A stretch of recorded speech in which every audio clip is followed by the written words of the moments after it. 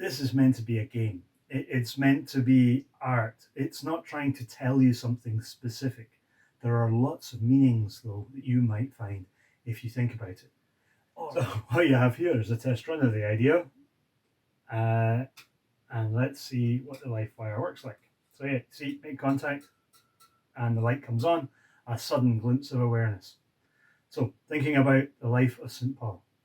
He starts off, he's got a dual career of being a Pharisee and also being a tent maker. So he has a practical job as well as his theological training.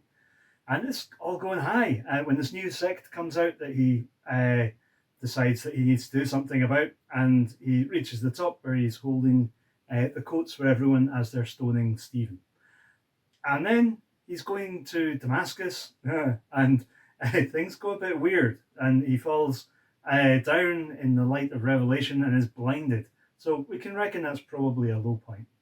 And well, then he meets a follower of the way that he's been persecuting, who heals him, and he can see again, and things are looking really good. But I'm reckoning he probably had some thinking to do about all the stuff that he'd been doing before that. So it goes backwards, awareness, light, and then you change direction.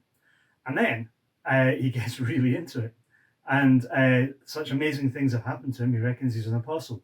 And he goes on all these missionary journeys where he gets shipwrecked and things, flashes of contact with God there. And then he gets arrested going into a temple and accused of blasphemy and condemned to death. And then he says, but I'm a Roman citizen. I appeal to Rome. And looks like he's done pretty well. But, all this missionary journeying stops, and he spends a lot of time writing and witnessing in Rome, and talking to all of the people who are interested in Judaism, and talking about this new sect where you can have direct access to God rather than having to go through the priests. But, I think he probably liked the excitement. In his letters, whenever it looks like he's criticizing or condemning someone, I think he's saying, well, I get where you're coming from, but is that the best way to do it? And then he gets his head chopped off with a sword rather than being crucified. So quick, easy, but he's dead. Who knows what happens after you're dead? It's only a few people claim to have come back, and only Jesus claims to have come back leading captives from the dead. So far as...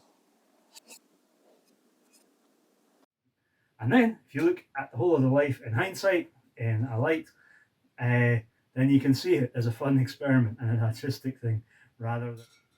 But this is art. It's not meant to tell you something straight out and direct. Then I would have be writing a theology paper. It's meant to be played with